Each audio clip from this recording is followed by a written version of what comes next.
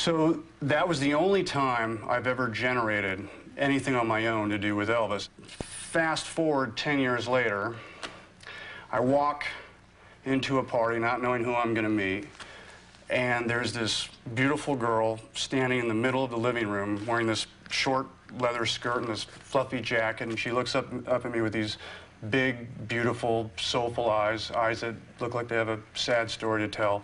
And I just went, oh.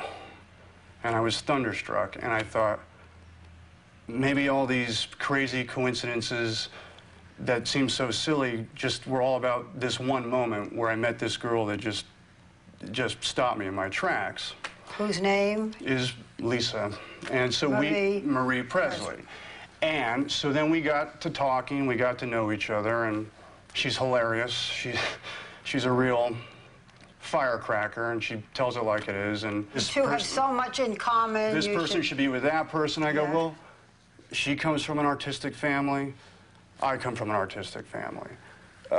She was born with the pressure of an extremely famous name from day one.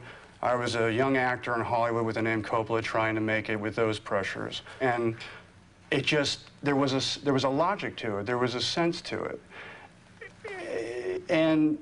But oftentimes, when you have two people who are very strong in their own personalities and rather intense, sometimes, I mean, I'll even use the word stubborn or not willing to compromise. Sometimes you can have a hard time meshing. And so we got into this unfortunate pattern of breaking up, getting back together again, breaking up, getting back together again. So where I came out on it was, yeah, it's sad, and I miss her every day.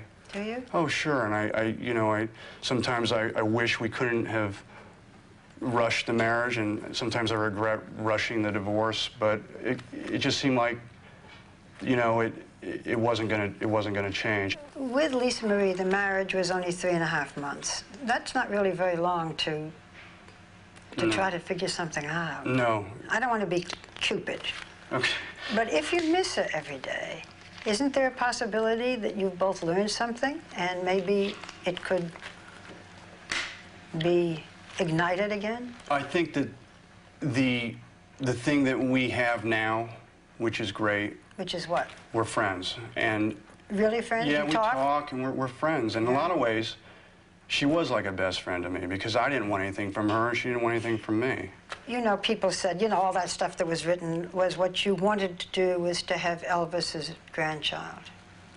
When I saw her, I saw this beautiful girl, I saw Lisa, and not Elvis. No. Not Elvis's daughter. No. Yeah. Aren't you sick? I mean, I'm asking you these questions to clear things up, right. but you don't go to parties and start singing Elvis songs and performing and all this stuff that I read. No answering machine with my voice on it as Elvis. We weren't going to buy Graceland. We were never going to live in Graceland. I wasn't going to build Graceland for her on top of a ranch somewhere. And did Lisa Marie ever discuss Michael Jackson, or did her marriage to him ever give you any pause? No, I never. I met the man once. I was still Nicolas Coppola, and I'm sure he doesn't remember. But it didn't come up. To me, that was her past, and that wasn't an issue. Do you still think that you might one day find the perfect